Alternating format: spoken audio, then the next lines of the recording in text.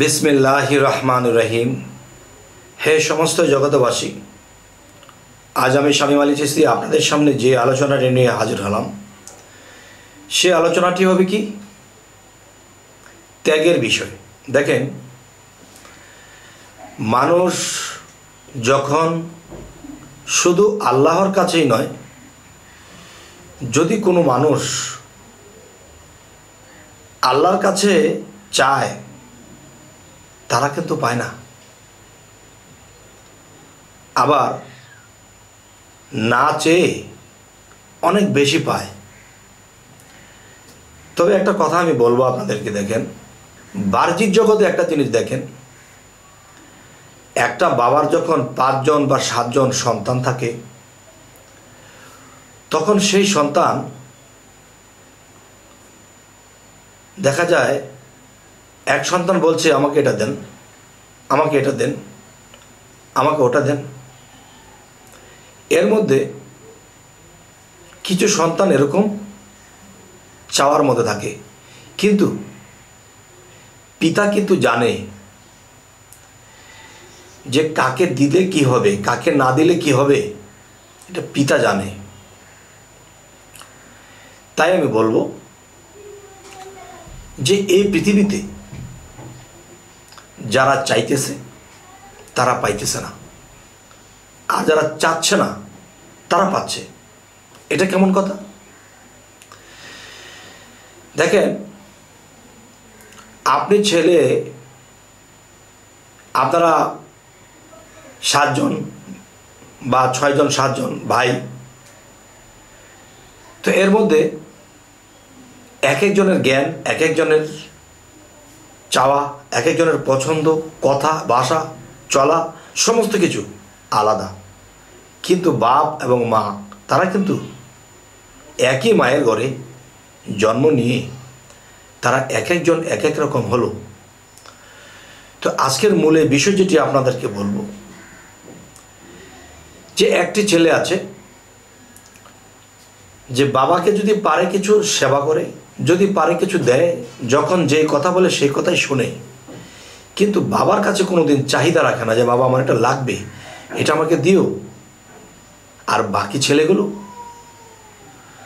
তারা একদিন পর 2 দিন পর, বাবা আমার এটা লাগবে, মা আমার এটা লাগবে, এখন না দিলে চেঁচামেচি, না দিলে এরকম সেরকম।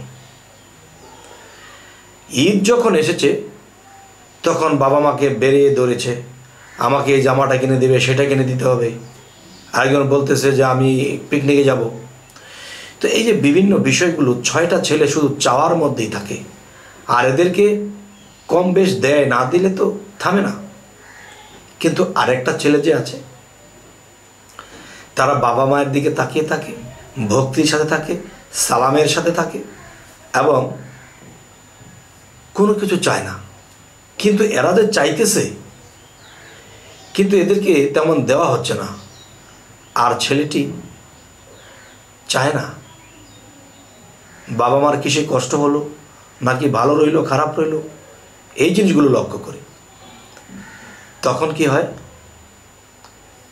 তখন বাবা মায়ের টার্গেট থাকে, আমার এই ছেলেটা নম্র ভদ্র, আমাদেরকে সেবা করে, আমাদেরকে মানে, নিজে না খেয়ে থাকে তো আমাদেরকে বলে না, নিজে অর্থনীতি টাকার কষ্টে থাকে তো আমাদেরকে বলে না।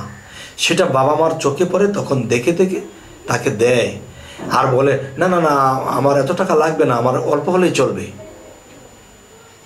সে কষ্ট করে চলে, তারপরেও কিন্তু চায় না, আর দিলেও অতটা নেয় না। তাহলে কি বোঝা গেল? তখন বাবা মা চোখের জলে একদিন তার পিতামাতা কেঁদে কেঁদে দুজন দুজনকে বলছে, দেখো, আমার এই সংসার, আমার এই যা কিছু আছে সম্পদ, এই সমস্ত কিছু আমার এই ছেলেটাই ধরে রাখতে পারবে, এবং সেই জ্ঞান, সেই ধৈর্য তার মধ্যে আছে। তখন 6 জন ছেলে এসে বলতেছে, বাবা তোমাদের বয়স হয়ে গেছে, আমাদের যার যার সম্পদ আমাদেরকে বুঝিয়ে দাও। কিন্তু বাবা মা কি করলেন? ওই একজন ছেলেকে ডেকে এনে সমস্ত কিছু বুঝিয়ে দিলেন আর বললেন, বাবারে, এই যে 6টা সন্তান আমার, তুমি সহ 7 জন, আমার এই 6টা সন্তানকে তুমি এদেরকে দেখে রেখো। তারা তোমার মতো একটাও কেউ হয়নি, আর এদেরকে তুমি কখনো ঠকাবে না। আমাদের বয়স হয়ে গেছে, আমার চলে যেতে হবে। সমস্ত সংসারের সমস্ত সম্পদের ভার, দায়িত্ব ভার সেই ছেলের উপর দিয়ে দিলেন। তাহলে সেই ছেলেটি কিন্তু কখনোই চায়নি এবং সেবায় নিযুক্ত থেকেছে। আবার 6 জন ভাইয়ের কানাঘষা, এদের অত্যাচার টর্চারিংও শেষ হয়েছে। তাই আমি বলবো, হে সমস্ত জগতবাসী, যে আল্লাহ কিন্তু কোরআনে বলেছে, ওয়াল্লাযী খালাকাল মাউতা ওয়াল হায়াতা, আমি মানুষের মৃত্যু ও জীবন সৃষ্টি করিয়াছি পরীক্ষা করার জন্য। তোমাদের মধ্যে কে কর্মে উত্তম, তিনি পরাক্রমশালী, ক্ষমাশীল। তো আজকের কথাটি হলো, বাবা মাই যেহেতু ছেলেটার লক্ষণ বুঝেছে ছেলেটা ভালো, তাহলে আল্লাহ তো লক্ষ কোটি গুণে তার জ্ঞান বিবেক। তখন এই পৃথিবীতে যে বান্দারা আল্লাহর ইবাদত করতেছে আর মোনাজাত করতেছে, আল্লাহ তুমি এই জিনিসটা দিও, সেই জিনিসটা দিও, এই ক্ষমতাটা দিও, আমাকে সম্পদ দিও, আমাকে বেহেশত দিও, আমাকে বেহেশতে সুর দিও, তাহলে এদের কথা আল্লাহ কখনোই নেবে না। আবার এদের শত শত লোকের মধ্যে একটা লোক, সে নামাজেও কাঁদে, ধ্যানেও কাঁদে, জিকিরেও কাঁদে, এবং আল্লাহকে স্মরণ করে তার চোখে সবসময় পানি ঝরঝর করতেই থাকে। কিন্তু সেই ব্যক্তিটি কখনো মোনাজাত করে তার নিজের জন্য কিছুই চায় না। হে আল্লাহ, পৃথিবীর সমস্ত মানুষকে হেদায়েতের মালিক তুমি পারখান্ডার, তুমি যদি দয়া না করো কারো উপায় হবে না। মানুষকে হেদায়েতের মালিক তুমি। কিন্তু সে নিজের জন্য কখনোই কিছু চাইতো না। হাঁটতে, বসতে, চলতে, খাইতে সব সময় আল্লাহর জিকিরে সে মশগুল থাকে, চোখ দিয়ে পানি পড়তেই থাকে। সে এখন বান্দা, সে কি আর বান্দা থাকে গো? সে একটা সময় বন্ধু হয়ে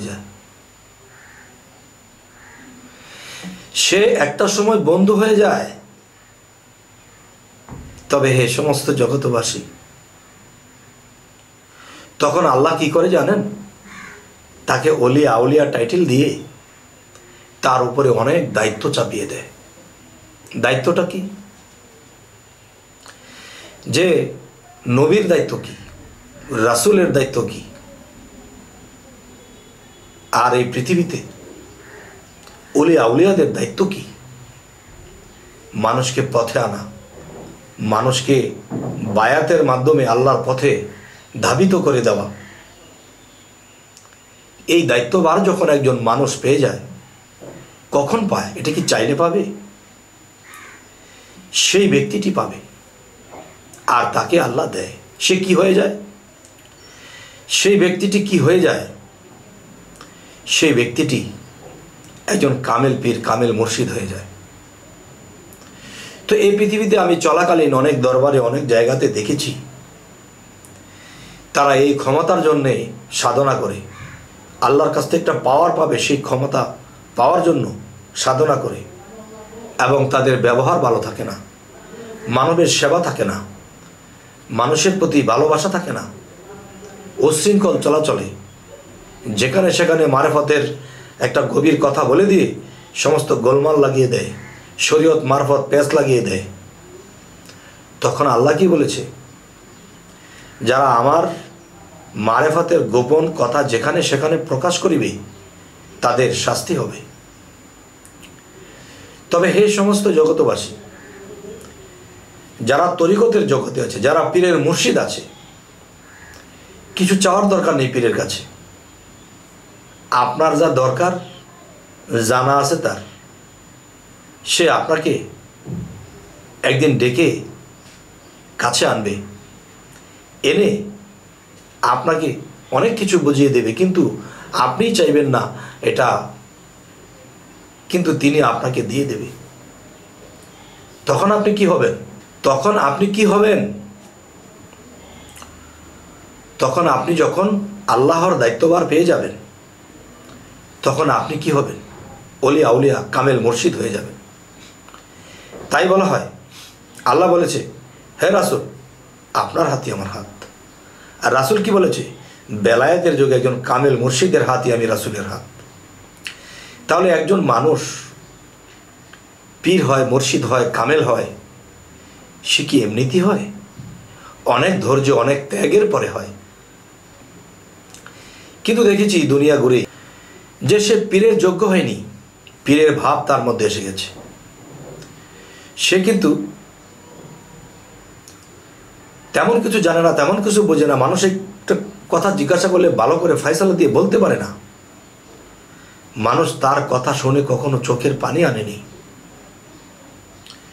তখনই বুঝতে হবে সে তো এটার যোগ্যতা নেই, তবুও সে মনে মনে ধারণা করে আছে যে আমি পীর হয়ে যাব, মানুষ আমাকে মানবে।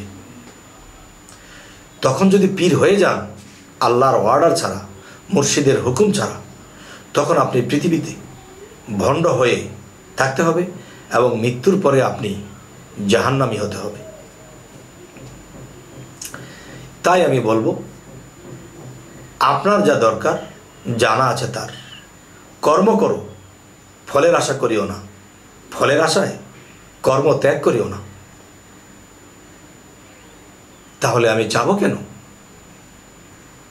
আমার যা দরকার জানা তো আছে তার, আমি যদি তার কাছে চাই তাহলে কিন্তু আমার সমস্ত ইবাদত সেই চাহিদার মধ্যে চলে যাবে যে সে আমি আল্লাহকে লাভ করার জন্য সে ইবাদত করেনি, সে ইবাদত করেছে আমার ক্ষমতা অর্জন করবে, সে সুনাম খ্যাতি অর্জন করবে, মানুষ তাকে বাহবা বলবে, সেই অর্জন করার জন্যে সে আমার ইবাদত করেছে। তখন আপনি আল্লাহর কাছে, সৃষ্টির কাছে, মাখলুকাতের কাছে, মানুষের কাছে আপনি ভণ্ড হয়ে যাবেন। তাই আমি বলবো, হে সমস্ত জগতবাসী, আজকের এই আলোচনাগুলো করার প্রয়োজন হলো এ কারণেই, পৃথিবীতে আমি অনেক দেখেছি যারা আল্লাহকে নিঃস্বার্থভাবে ভালোবাসবে, রাসূলকে নিঃস্বার্থভাবে ভালোবাসবে, এটা না করে তারা মোনাজাত করতেই থাকে, চাইতেই থাকে। তাহলে আমি চাবো কেন? আমার যা দরকার জানা আছে তার, কখন দরকার সেটাও জানে। তাহলে আমি চেয়ে তাকে ছোট করব কেন? আর আমি নিজেই বা ছোট হব কেন? তবে হে সমস্ত জগতবাসী, জানি না আজকের এই কথাগুলো এই জন্যই বলা হলো যে অনেক মানুষ মনে পোষণ করে কোনো কিছু পাইবার জন্য, তখন কিন্তু আল্লাহ তাকে সেটা দেবেন না। আর যিনি দিবেন, আর তিনি যখন দিবেন, তখন দেখবেন সেই লোকটি জীবনে কিছুই চায়নি, শুধু আল্লাহর ভাবুক প্রেমিক, আল্লাহর ইবাদতখানি করে গেছে। তবে হে সমস্ত জগতবাসী, সকলে ভালো থাকবেন।